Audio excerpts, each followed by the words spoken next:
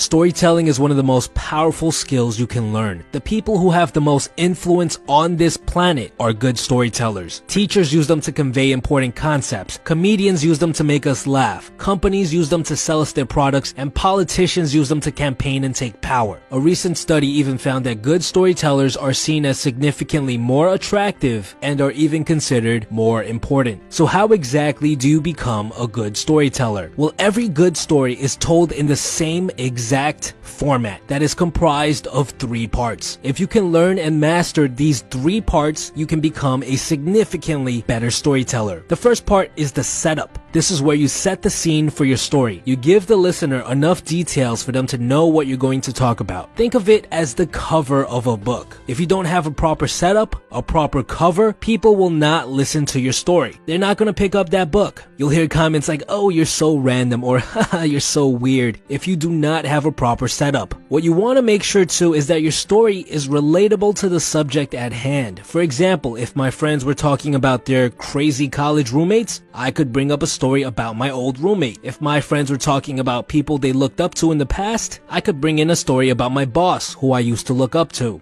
The second part is the content. It's here where you get to the meat of the story. You describe the events that occur, but if you spend too much time covering unnecessary details, people will quickly lose interest. I'm sure we've all met those people who just talk and talk and talk and never get to the point. It's safe to say people don't really listen to their stories. A good principle to remember here is kiss versus kill. Keep it short and simple versus keeping it long and lengthy. If a piece of information is not crucial for the story to make sense, do not include it. Think back to the last time you watched a good movie. What was going on in your head while you were watching this movie that made it so great? It might have been funny or beautiful, but the most important factor it had was tension. By building more and more tension, your listener gets more and more invested. They wonder, "Oh my god, what's going to happen? How will this story end?" Now, in order to build tension, the meat of your story has to be interesting. The events that occur have to be something that doesn't normally happen. For example, you can't tell a story about you going to the supermarket and all that happens is that you buy groceries. There's no tension. The story is boring.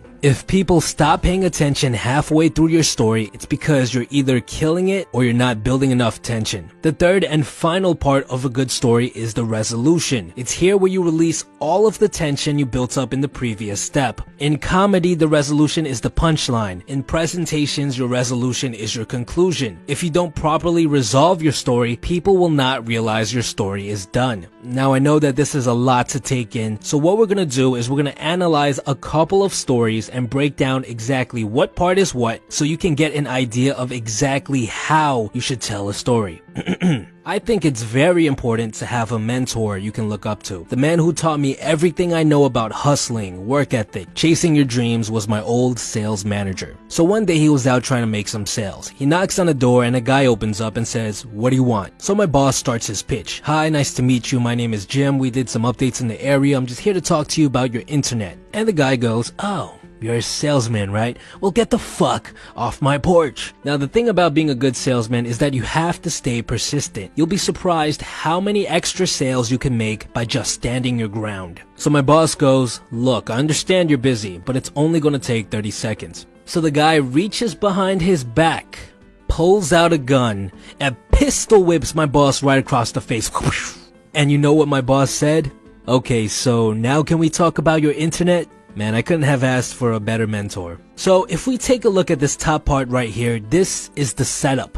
The listener knows that I'm going to talk about a mentor of mine, someone who inspired me. If we take a look at the second part, this is the context, the meat of the story. What you'll notice is that I am only mentioning the most crucial details. I am not telling you about the weather that day or what time it is, because frankly, none of that stuff is important for the story to make sense. What you'll also notice is that I throw in sound effects. This is something that a lot of good storytellers will do. They will add sound effects, facial expressions, and even change their voice in order to make the story seem more animated. The listener can see a clearer picture of exactly what is happening. This line over here. The thing about being a good salesman is that you have to stay persistent. This builds tension. The listener now knows that my boss is going to do something. And if we look at this line right here, and you know what my boss said, this line right here builds a tremendous amount of tension. The listener is thinking to himself, oh, I can feel a punchline coming. I wonder what it is. And that's where you hit them with the resolution. It closes up the whole story. It shows the listener why I looked up to my boss so much. And what you'll notice is that I throw in a line, I couldn't have asked for a better mentor. This is what's called a closing statement. It shows the listener that the story is now over. Here's another example. When I was in college, my roommate had a funny habit of hurting himself in the weirdest ways possible. He was by far the unluckiest person I had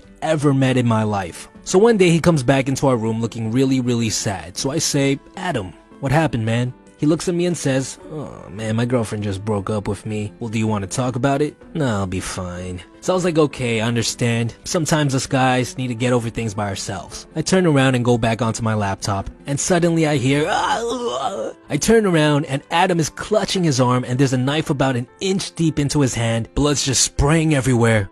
It was crazy. So it turns out he had taken out his pocket knife and he threw it at the wall in frustration. The knife somehow bounced off the wall and stabbed him back in his own hand. I don't know what he did in his previous life because that man definitely did not have God's favor. So again, the first part of this story is the setup. The listener knows that we're going to talk about a roommate of mine who somehow hurts himself. The next part is the content. It's here where I describe what happens. You'll notice that this content is very dialogue heavy. When you have a dialogue heavy story, you have to change your voice and make it very animated. Give each character a slightly different voice so the listener knows who's speaking. The last part is the resolution. It closes this story and throws in a little joke about luck and karma. Almost all of the best storytellers out there will throw in a pinch of humor regardless of what type of story they are telling. If you want to learn more about humor, you guys can check out my video on humor, which I'll link to in the description below. Now, everyone has a different style when it comes to telling stories, but you'll notice that the best storytellers will always follow this three-part format. If you want to get better at storytelling, the best way to do so is by practicing. So we're going to do a little exercise, a little challenge. In the comments below, try and write your own story.